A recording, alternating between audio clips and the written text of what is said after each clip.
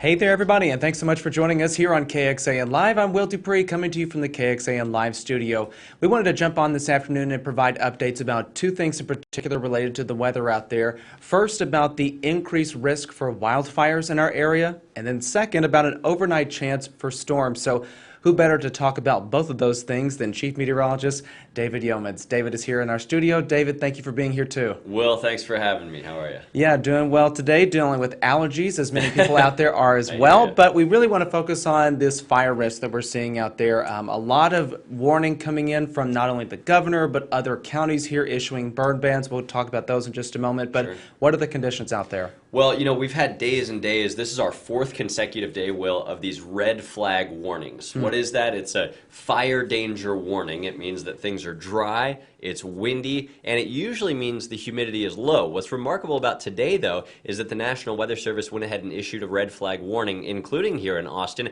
and the humidity is high. This is saying that the other factors, the strong winds, the lack of rainfall recently, are so predominant that even with the high humidity, which makes something less likely to catch on fire, there is still worthy conditions of having a red flag warning. This only makes things more serious as you're talking about today's fire danger risk. Now, tomorrow, the fire danger risk only goes higher. I have no doubt that we will have our fifth consecutive day of red flag warnings. That's because we'll still have the wind, we'll have more dry weather, but also the humidity is going to plummet tomorrow. Because of that red flag warning, additionally, we have this wind advisory in effect. Tell us about this. Yes, so the winds have been howling out there. I mean, at my house earlier, it was loud inside of my house hearing the wind whip by, and this is kind of an unusual one, Will. Usually it's windiest during the day, and then things settle down at night, but look at the banner there. This wind advisory actually goes through the overnight until 4 a.m. Wind gusts 2 or even above 40 miles an hour. The winds, which have been strong this afternoon, are only going to get stronger overnight tonight, preceding the next storm system, which is coming our way. Because there is that high fire danger, I want to point out two things in particular before we move on in our discussion. In Bastrop County today, the Bastrop County judge has issued these two things. One is a extended ban on outdoor burning. That's an emergency order that went into effect just about an hour ago there in Bastrop County. He also issued a disaster declaration just in preparation for the threat of large wildfires in that area. Additionally, let's take a look right here. Williamson County pointing out today that they are extending their burn ban till April 27th, and this is because they are saying the dry vegetation out there makes it a bigger risk for fires to get out of control quickly. And David, you were just saying there that that wind advisory kind of makes things worse for us, the risk at least. And almost every county in our viewing area is under a burn ban. As meteorologist Kristen Curry was pointing out yesterday, there are serious fines for violating burn bans. In some places like Williamson County, you can even get serious jail time for violating a burn ban. So not only do we not want to cause a dangerous wildfire, but there are pretty serious criminal penalties for violating these things. Now, Will, this wind is also ahead of some storms tonight, which could actually kind of lessen the wildfire threat for some of us tomorrow. Let's hope that that's in store, because this is the severe storm threat that we're seeing in our area right now. That's right, and with another severe storm threat coming and severe weather season only just now ramping up, everybody's probably wondering, is this going to be another tornado outbreak like last Monday? The answer is a resounding no. When you look at this map, you see the dark green, that's where Austin is. That's a 1 out of 5 marginal threat of an isolated strong or severe storm. The hill country, where the threat is highest, even that is only a 2 out of 5, which means a couple storms may have some hail up to the size of quarters, maybe some damaging wind gusts up to 50 or 60 miles per hour. But you see the legend up there. You remember last Monday evening, we were all in the 4, or many of us were in the 4 out of 5 red shading. That is just not the case, and actually tornadoes are going to be our lowest threat this time around, Will. Yeah, if we take a look right here, this is where you rank all of our risk at the moment. Right, and you see nothing as a big high threat, but overnight, the most likely thing that we would see from this line of storms that we expect, some high winds. Now, it's probably not going to happen for you, but we could see a couple wind gusts up to 60 miles per hour. Next most likely thing would be quarter-size hail. Even that, not going to cause significant damage, could put a couple dents in the vehicle. So if you can move that under a carport or in the garage, that's great to do so. Tornadoes are unlikely. Flooding rains are unlikely. Honestly, I wish we were getting more rain than we're expecting to get from tonight's storms. Yeah, a lot of people may be wondering if they have a damaged roof from this last round of storms that we saw last week. Are they going to be impacted that? I'm thinking really in the areas of maybe Round Rock, Granger, Elgin, something like that. Sure. Sure. In a lot of these places, some homes were severely damaged or destroyed, so they're going to feel everything that's coming their way. For the homes with just minor damage, I really don't think this is a whole lot to worry about. If you've had at least a tarp put on it by some roofing or insurance crews, hopefully that would keep the rain out. Make sure that that is all secured in case we do get some gusty winds, 40, 50 miles per hour, briefly with these overnight storms. And speaking of the storms, I want to give folks a timeline of when this might happen, because this is not going to affect your evening commute tonight. It's not even going to affect your morning commute tomorrow. Let's talk about when the storms roll in the hill country. This is when they start to move in west to east after midnight tonight. This is our forecast radar, our best model for tonight's setup, I think, showing at 1 a.m. there are a couple storms in the hill country. By 4 a.m. they've moved into Austin, and by 6 or 7 a.m. they've moved east of I-35. So notice, first things first, these just don't look that menacing. There's not a lot of red. There aren't those big supercell thunderstorms shown on the model that we had to deal with last Monday. This is more of like a line of showers and thunderstorms, and when things form into a line like that, that's when we can get a big gust of wind as the storms arrive. But that line feature also makes things like tornadoes and large hail much less likely. So certainly some benefits to the type of setup that we're expecting. Hopefully we can get some rain too. In the hill country, we've had 15-20% of our normal rain since December 1st. I mean, for months, we're missing inches and inches of rain. I think we'll get up to a half, maybe 3/4 of an inch in some lucky spots in the hill country. Even just that will be a big, albeit brief, reprieve from these horrible drought conditions out there. That was my next question. You're leading right into it. What are the chances this will make any impact on the dry conditions we're seeing out there? I think most people who get wet might get a tenth, a quarter of an inch, maybe up to a half inch. That's not going to make a huge difference when you look at the lack of rainfall that many of us have had, especially west of Austin, and when you look at tomorrow's weather setup with 30, 40 mile per hour winds, sunshine, and low humidity. Anything that gets a little wet tonight is going to dry back out very quickly tomorrow.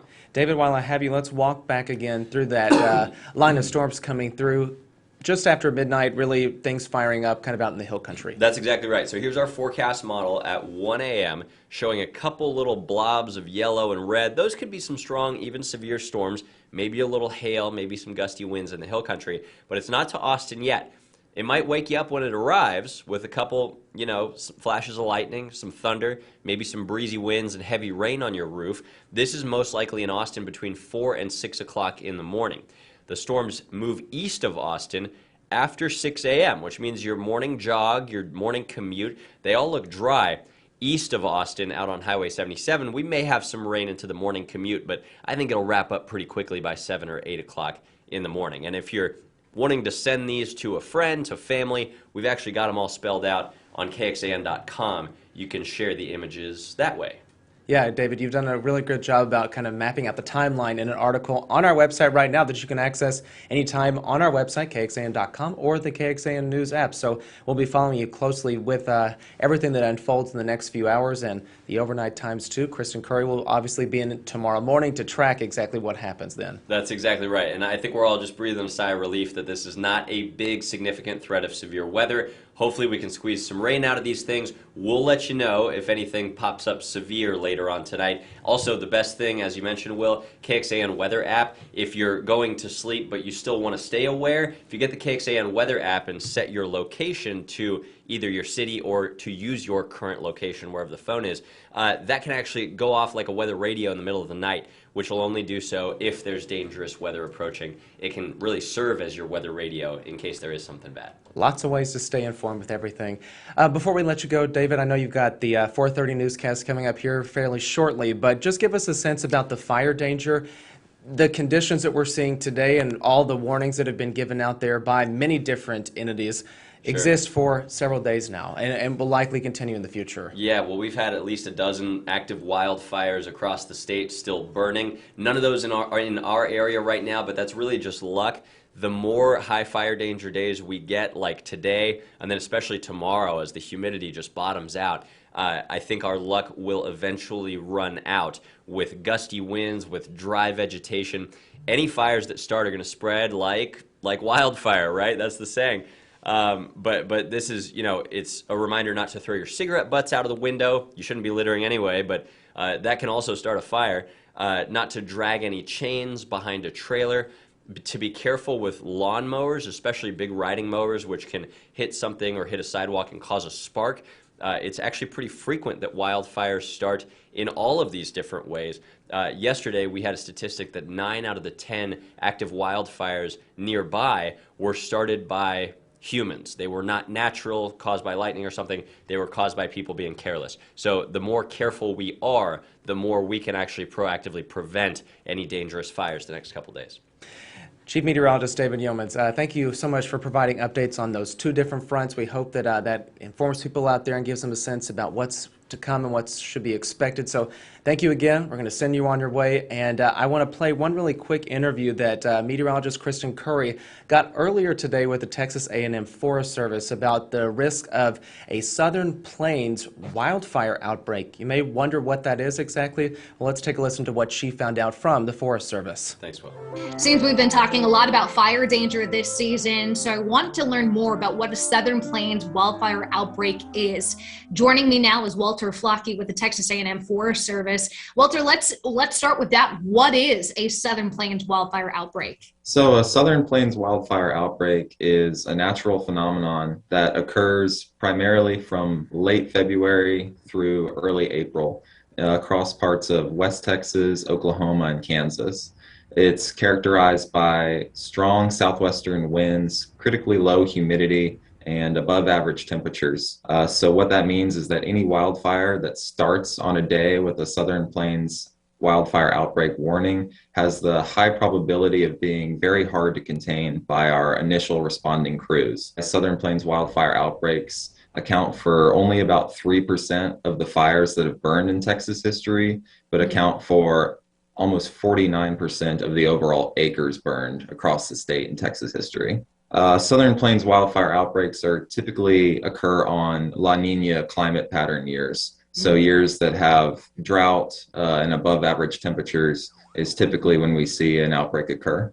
In recent history, some notable Southern Plains wildfire outbreaks that we've had have been the 2017 and 2018 years, where we saw large complex fires across much of the Panhandle in the Amarillo area.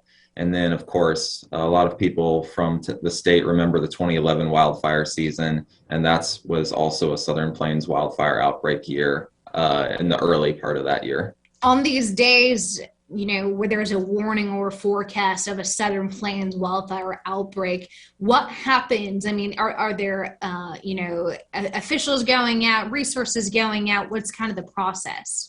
So we stage resources in the areas that look like we're going to need it the most.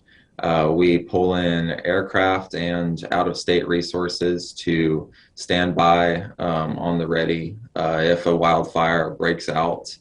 We have resources staged across the state, but especially in areas like Abilene, Amarillo, Childress, areas where we're expecting over the coming days to see the most fire behavior and the most need for those resources.